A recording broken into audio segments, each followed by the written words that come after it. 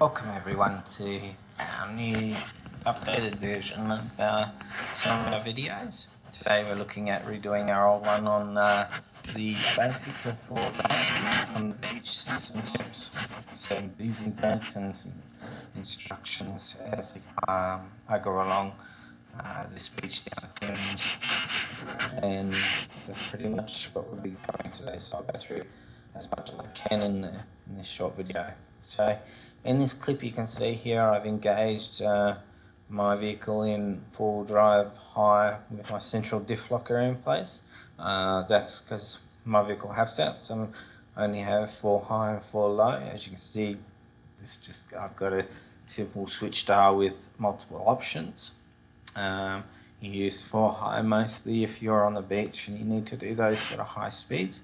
I've already, high speeds I mean as in anything over the slower 30km/h mark, where you don't need to use bottom down torque a lot, where you want just a smooth ride and better fuel economy. I've already deflated my tyres, as you should do every time you go forward driving.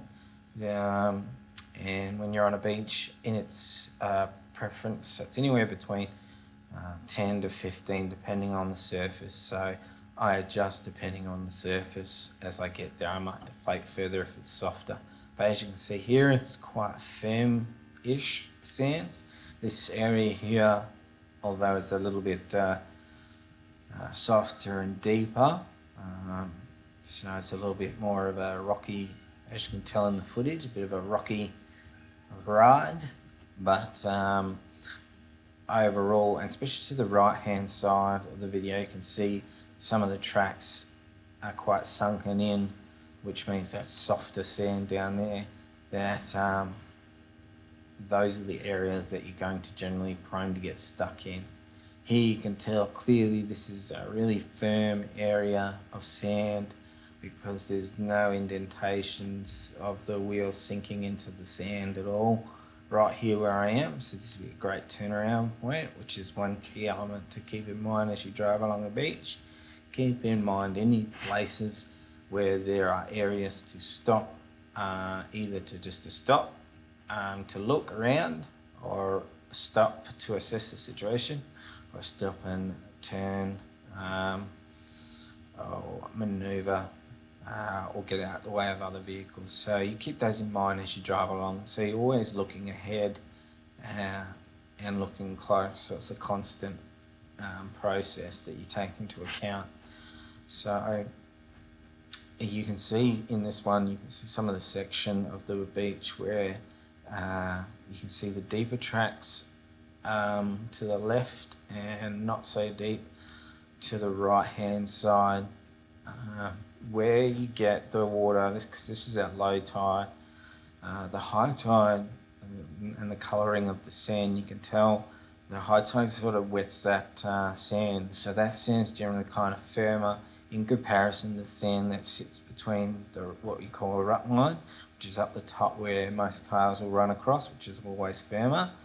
But unfortunately, if you don't deflate your tyres, it can make these ruts really corrugated and cause it to become quite bumpy and unpleasant a ride, which is why the video shakes a lot. Future videos I've got it fixed, but my co-pilot's filming this at the moment. It's hard for her to hang on to and do it at the same time. But you can sort of tell as the beach goes along, there's sections of it that's not so bad, and there's other bits that are kind of very soft. So you got to take into mind where you want to stop and look. So don't just, when you're starting to slow down or you're looking to stop it, to observe what's going on around. Make sure you're doing it in a place where if you want to start again, you're not going to have to, you're not going to get stuck. So look for an area where there's less indentation from previous vehicles on that section.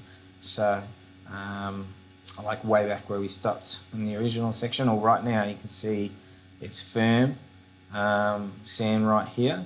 So this is a good place just to stop to quickly look and assess the situation. And also just to my left there, kind of missed it, there's a an offshoot where you could probably move out of the way of other vehicles. And you can also tell to the right it's very firm because there's no indentations, clear track marks, so you can come off that line down there if you wanted to move out the way of other cars, or do a turn to turn yourself around and go back the other way if you need be. Key elements to keep in mind is momentum when you're moving along the beach, so maintain that momentum because that's what keeps you going. Not going crazy with the speed, but keeping a nice smooth momentum. You should generally be, most of the time you would be in 4 high. You'd use 4 low generally if you're in really soft stuff where you're either churning a lot of sand and you're kind of stuck and you want to change out to rock your vehicle out of a spot. Then you use 4 low and any other aids you have to help yourself out of that situation. So I use that harder section of the beach to do a U-turn. And this is just for anglers, just pointing out the difference. There's a reef and there's a hole between it, so we'll disregard because we're just talking about full driving for the time being. So keys, use gravity as well to your advantage, so never go up a slope unless you've got the momentum to get you up there. So gather your momentum to get up slopes, and if you do find that as you're going up a slope you're losing that momentum or you're starting to churn or dig yourself in, stop and go backwards and then get yourself set up so you can go again or go in a different spot that's harder sand. So you use that to your advantage rather than just trying to force the car or use the grunt of the car to get you through. So here you can see I've gone straight up on the harder section, straight into the sand without having to worry about some of the other problems that you might encounter. And with that in mind, with 4 low, you'd be using it when you're at that low speeds, when you need the low down torque. But for other times it's 4 high. But the more you get used to practicing on the beach, the more you get used to it, you know what to do. Also, some vehicles have traction control. I always turn mine off because I find it interferes with my forward driving. Depending on your vehicle, you might hear some sort of grating or grunting noise coming from the back as your vehicle tries to adjust for slippage. It can actually affect your forward driving, so I always turn it off, and then it's just like a world of difference. So just something to keep in mind depending upon your type of vehicle. What you should just in case you weren't aware, it can actually be a bothersome thing because it doesn't automatically turn off for some situations. Now you can see here a bit further down, you can see it's quite indentated, deep rut lines where someone has come in, so that's quite soft down lower, so I probably wouldn't go down there because there's more chance of getting stuck. As this is a prime example here in this video, you can see someone's tried to come up this line and drive up towards this main rut line. It looks like they haven't had much of a runner, and you can see how it's almost churned up the entire sand as it's digging its way forward. Then they've come back and they've tried to dig their way downwards, and you can see how much soft this sand is and how churned up it is as they've tried to come back down to get into this position. Good that they use the gravity to try and go forward, and then it looks like they've got really deep trying to come forward this way to continue their forward momentum, but that hasn't quite worked either. It's just digging in and churning the sand up. But then if you reverse backwards, you can see this is nice and firm, this kind of sand. This is where you want to go back and use all this firm sand to your advantage, and get as much run up as you can, build up that speed so you can get through that sort of stuff as easy as possible, and use those lines, or use other people's lines. Like this track here, I might just use that person's line, gather the speed that I need, and then cross over the soft stuff into the ruts.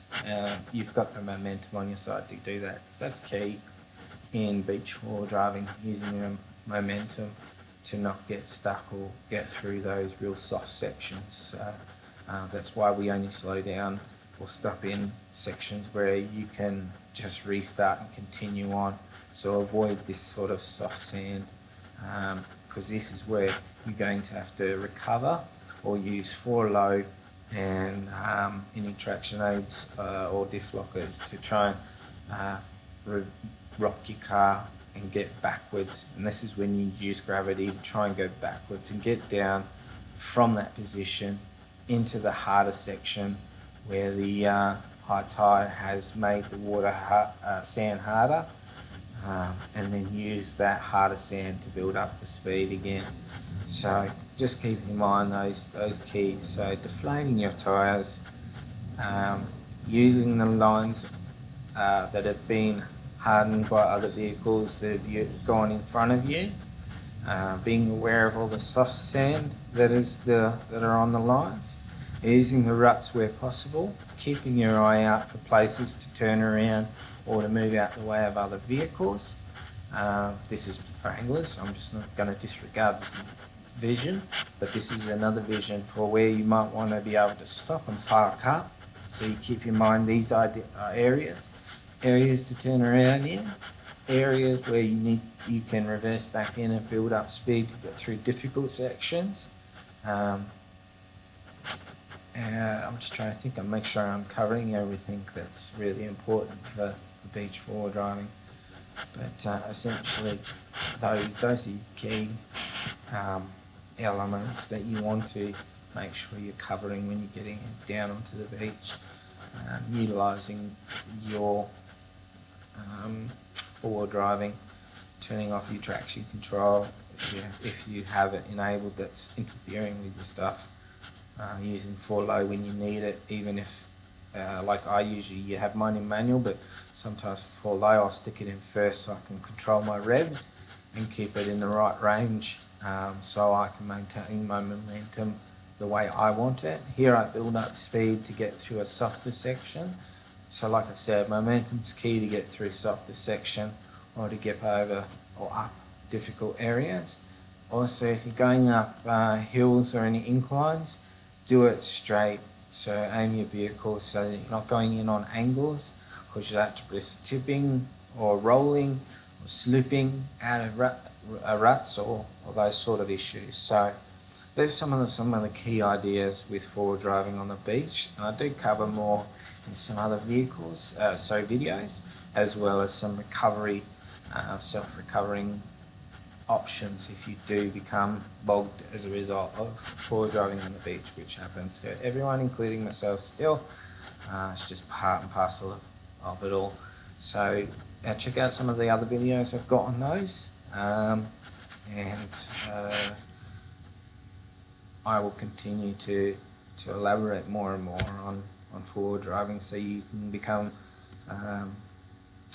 better and more confident, I guess it would be. It's confidence really is the key. So I hope this is helpful, and looking forward to seeing you guys in the next videos, and stay tuned for more.